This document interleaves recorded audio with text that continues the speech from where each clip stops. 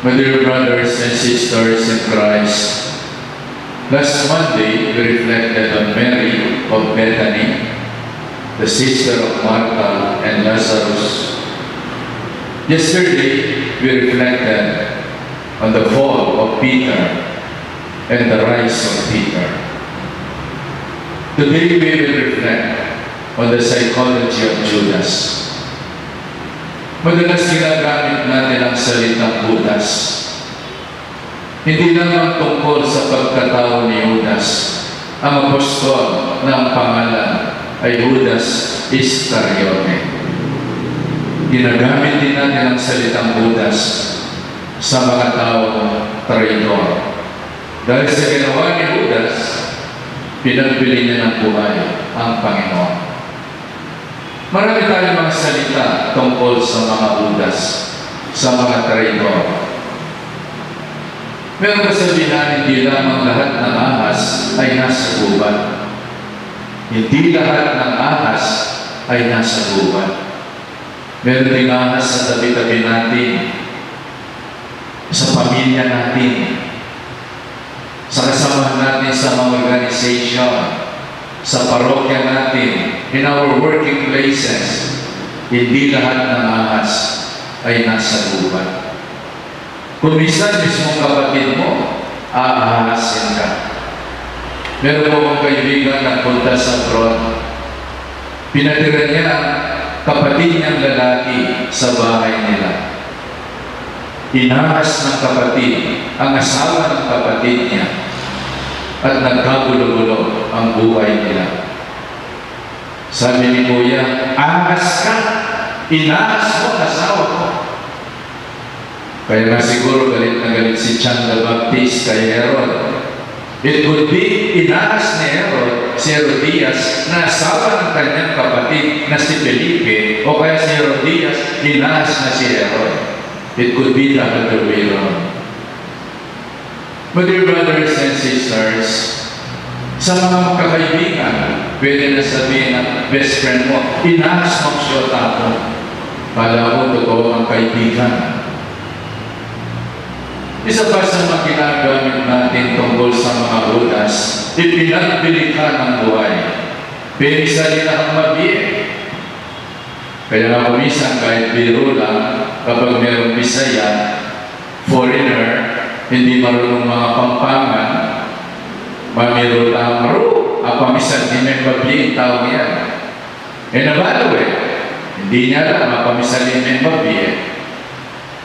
Kasama si Judas, kasama ni Judas si Jesus sa loob ng 3 taon. Nakabanding na si Jesus. Ito ang nakakapagtaka at nakakapaghinaya.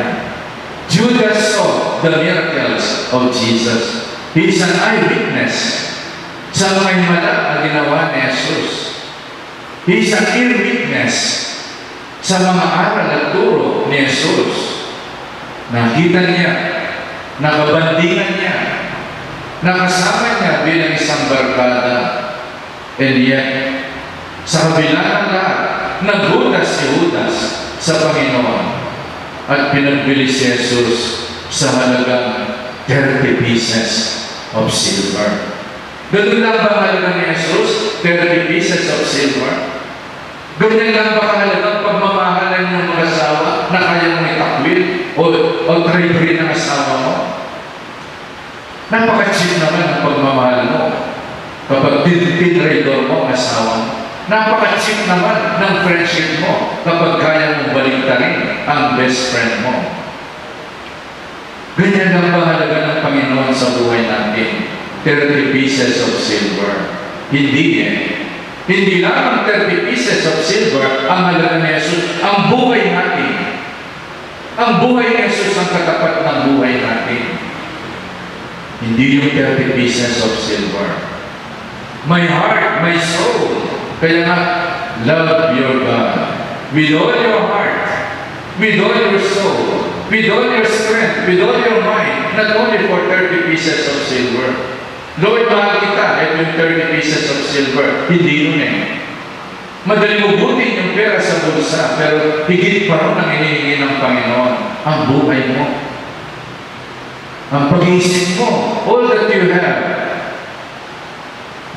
ay katumbas ng pagmamahal sa iyo ng Panginoon. Inialay niyang buhay na sa iyo. Ang tugon sa kanyang pag-alay buhay at sarili para sa Panginoon. Isa pang ginagamit natin ang termino, sinaksak ka ng patalikod. Lumalaban ang patalikod. At yan ang kahulugan ng Iscariot. Iscariot is a dagger bearer. Ang isang Iscariot ay isang tao na may hawak na patalik. At pagtalikod mo, sasaksakin ka. Siksak na yung makagulo. Lumalaban siya ng pagpatalikod. Saksakin ka ng patalikod is katraidoran. Kapag nag-traidor sa iyong kaibigan mo, sinasabi natin, lumalaban ka ng patalikod. Magandang pinapakita sa iyo, pero pagtalikod mo, puro kasamaan ang sinasabi sa iyo at minumura ka pa. Pagkaharap mo, naku, best friend, bestie, beso-beso. Pagtalikod mo, impacta ka, sino ka? Pagkaharap mo, okay. Iboboto kita. Pagtalikod, walang iya. Yan ba tayo ganyan? Sinasabi natin sa mga hudas at traidor, ngiting aso. Pagtalikod mo, saspangin ka. Nabubata kami, meron isang aso sa kapitbahay. Pinagmamalaki na rin aso nila, mabait. At minsan, tinawag kami ng kaibigan namin, kapitbahay. Munta kayo kayo ni. Apisan niya yung aso ni. Ba? Yung isang kalaro ko, apisan niya yung aso, wag na kaya. Nung umalis yung kapitbahay ko, lumiyari ng aso, arusing pang niya bulit. May 30 days injection yung bulo. Ngiting aso eh. Kapag inapis mo yung aso, belbol ka sa kanya, ngingiti-ngiti siya, matulog siya. Pagulot na ni Mickey Bandia, simpang niya, bulit. Lasa na pala, kikyak niya. Ngiting aso. Mabait, pero nangangagat. Alam po ninyo, may isang pari, may alaga siyang aso. Ang pangalan ng aso niya, Magnum, isang Doberman. Para mag-status symbol ng pari, yung aso niya. Mamaragul yan. Makatali yan. Kasi kwarto, makabantay yung Magnum, kaya magpasto yung pari. Pag kumakain, yung pari, katabi niya si Magnum. Isang araw si Magnum, habang kumakain ng steak yung pari, sigpang may gama. Gusto ng aso yung steak. Pero nung kuha ng steak, sinagpang may gama yung pari. Uminit siya muna ng pari, kumuha ng palo-palo. Pero yung palo na yung Magnum, wala kang mali na yung aso. Pakananda ka. Kaya bida kaming kwarto ko, magbante ka. Kutagay sa pangamigakan ko, namatay ko aso. Pero malupalo na yung pari dahil traidor yung aso niyo. Some dogs are vicious. Rottweiler, iba pang mga breed. Hindi pagkatiwalaan. Baka yun yung bata. Di aso nung minsan na pagtiwalaan. You call them vicious. My dear brothers and sisters, sila rin ang tinatawag ng mga unyamo. Alam po ba yung unyamo? It is a kind of blizzard. Nasa halaman yan. Nakayakap sa bark ng halaman, pero hindi mo siya ma-recognize. Kasi yung kulay niya, sumusunod sa kulay ng trunk ng tree. Kung brown yung tree, brown din siya. Unyamo. They have a camouflage. Kung green naman naman, mag-green sila.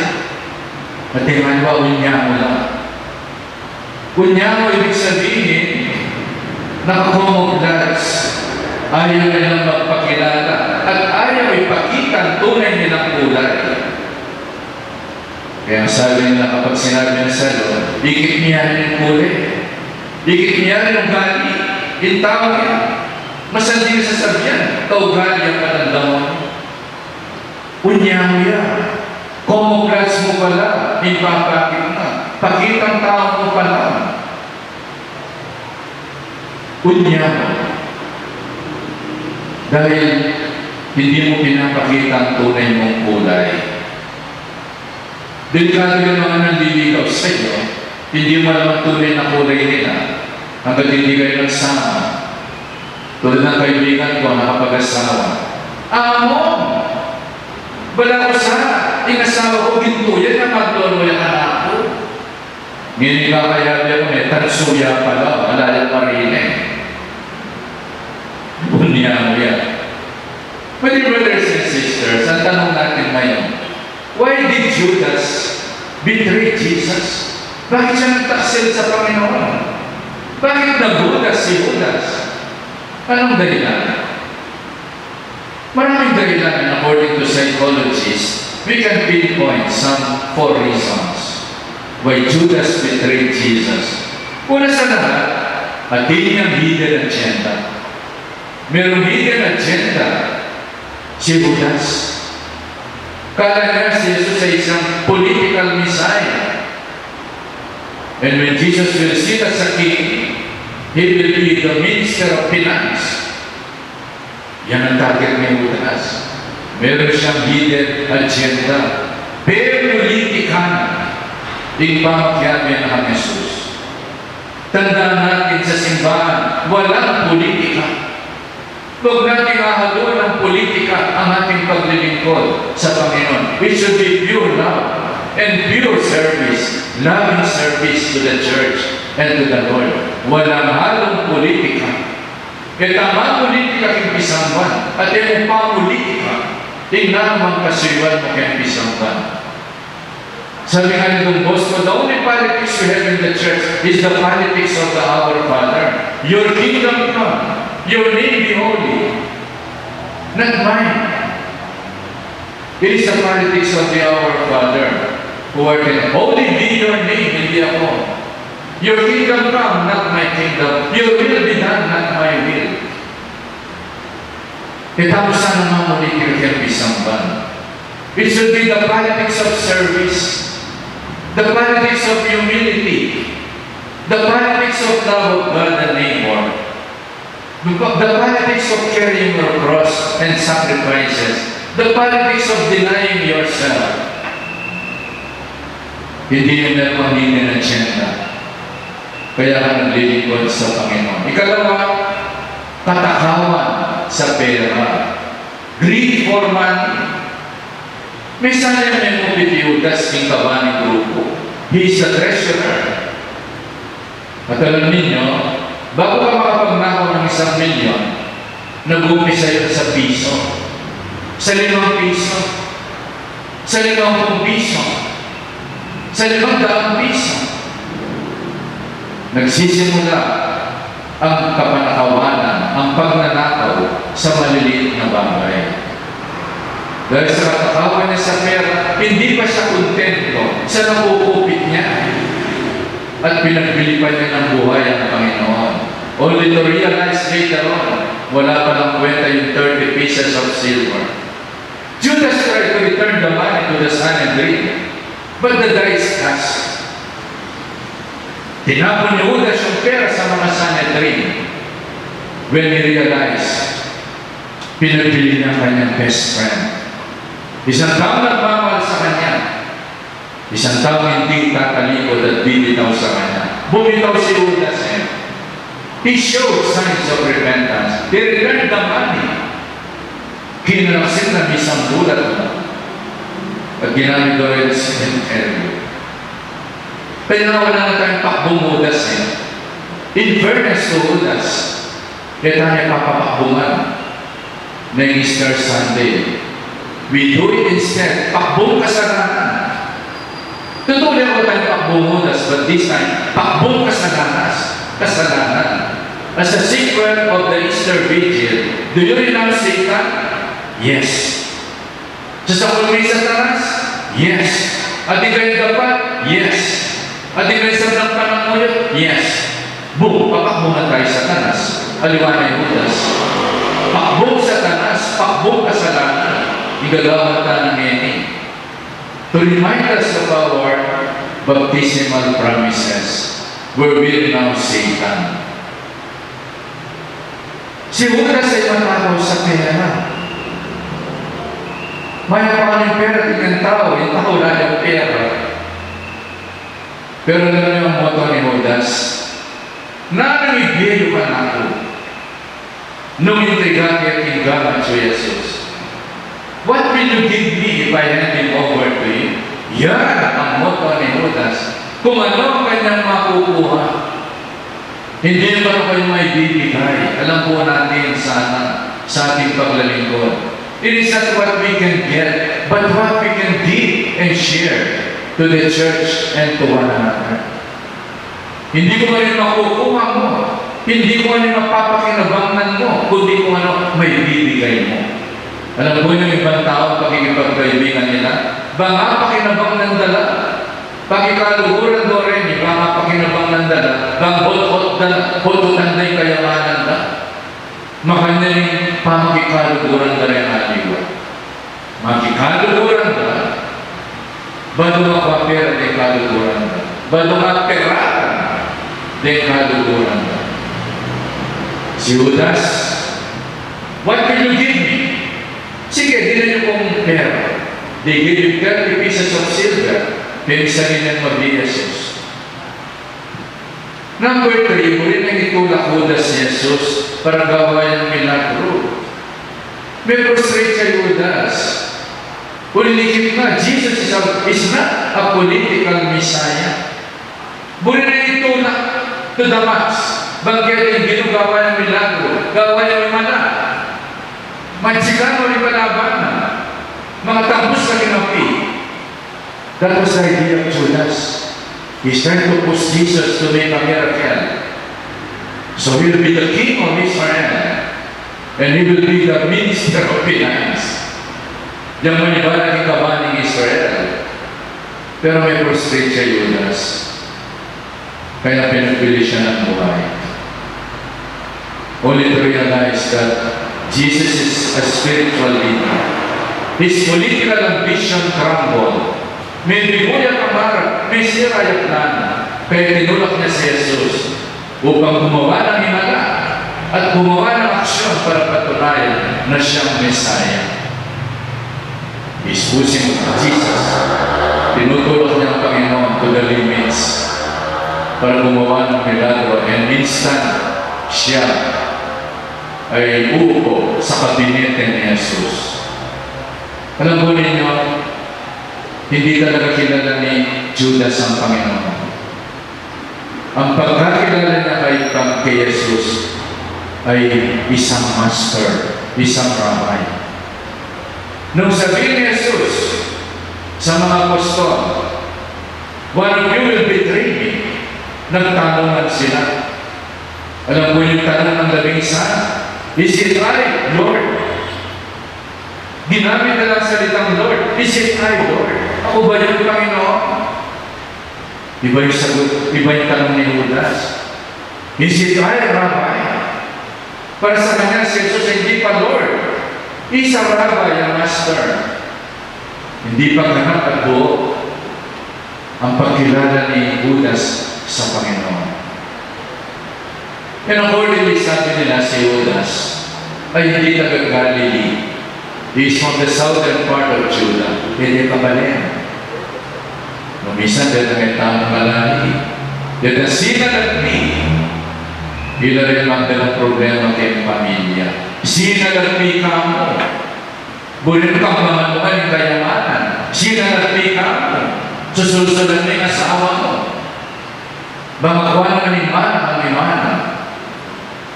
Sometimes, tingnan mo kalali. Tingnan mo kaprobinsya, tingnan mo balen. Dito sinalagpi. Ila rin ang dalang dulo at sigalot kayong pamilya. Ano po ang aral sa atin ng Ebanghelyo ngayon? Number 1. Today, and during this time of COVID crisis, let us follow the agenda of the government, of our Archbishop. May misa, pero nakasarang simbahan. to avoid gathering of people, which can be a reason and a venue for infection. Sumunod po tayo doon. During this season of Holy Week, walang procession. Iwasan ang pagkumpul-kumpul ng mga tao para walang mahawa. Kapag meron COVID, merong affected by COVID, magpaalam sa naka-authority. Huwag kasi simba, may COVID ka na, huwag ka na magsimba. Huwag ka na makialubilo. Tanggapin mo na may COVID ka, magpagamot ka. Kami pong mga pari, meron na rin instruction. Kung sakali may pari na infected by COVID, meron na kaming hotline. Tatawagan na namin yung isang pari. At meron sa doktor na nakasign sa amin upang gamutin kami. Let us follow the agenda of the government regarding COVID. The agenda of the Archbishop regarding COVID. Let us be one with the agenda of the family. Alam niyo, sa pamilya kailangan 10 o'clock nandun ka na. Curfew, hindi tayo sumusunod. Kung minsan yung magulang natin naghihintay ng alas 2 na umaga, hindi makatulog dahil wala ka pa, pigagan na kanan ka. Kung anyway to follow curfew, 5 p.m., 6 p.m., or whatever, 8 p.m., 10 p.m., we have to follow the agenda para ang COVID na ito ay mawasak natin. Ikalawa, iwasan natin ang stealing in the family. Let us be honest regarding money. Hindi yung panirang makupit. Magtindahan din, magbantirang tindahan. Kupit ang lahat ng ginagawa mo. Kingabli, bibagsak yung negosyo. Huwag kaya mamulot ng pera yung mga bata sa bahay. Huwag mag-iwan ng perang kalagkanan, ating pera kitang rep, ating pera kitang kusina, ating pera kitang sanas. Inganak, may sanyang dadampot. Dampot ng pera, kasi di pera kalagkanan eh. Wala ka lahat ng pera makakalat. Kalkalanan na yung bag mo. Kalkalanan na yung tokador mo. Kasi sinabi may mamulot, isanay may manyawal. Mami, give me 500. Saan gagamitin na? O sige. Hindi pinapay siguro, kaya nanakaw ng umupi dahil pahirapan sa pera. Of course, kung yung budget, hindi kaya ng budget, hindi kayo mana. Pero do not go beyond the budget. Pag sinabi ni Mami, hindi pa tayo nakapagbayad ng kuryente. O sige Mami, saka na lang. Huwag kayong magnanakaw sa pamilya. Huwag kang magnanakaw sa pitahan ng mami mo. Huwag kang magnanakaw sa pitahan ng asawa mo habang siya'y naliligo. You are the number one suspect. Kaya wala yung limandaan, hindi rin asawa mo. May wala yung limandaan, hindi mo yung kuman. Ikaw, kasi kaya bibigay ko. May anak ko ng asawa mo. Be honest about your salary. Bigay mo yung sweldo mo, o bibigyan ka ng allowance ng asawa mo. Panganak ko, avoid stealing. Huwag mo pag-iinteresan ang gamit ng iba. Baka naman sa kananakaw mo, hindi lamang 500, later on 5,000. Meron isang magulang na punta sa akin na may problema. Amon, may problema po ako sa anak namin. Bakit po? Kasi po, every Sunday meron kaming family gathering. Lahat sila umuwi sa bahay. Pag uwi nila, ako pati kulang ng $100 yung mga savings ko sa tokador ko. Na-discover ni Mami, isa pala sa mga anak niya, baka naman naghihirap sila, no? Siya pala namumupit ng every Sunday, $100. Kasi alam niya kung saan nakatago yung dollars ng mami niya eh. Sabi ko kay Mami, alam po niyo Mami, pag nandiyan yung mga anak niyo, kahit hindi magandang tingnan, isusin yung kwarto niyo, isusin yung tokador niyo. From then on, wala lang nabawas sa mga dollars niya. Anak niya! Pero mamupit siya. Eh, yung mami ba yan yung mamupit? Dati nga ito, migit pa, $100 yung kupito. O kaya kami salitang bagay-bagay dapat.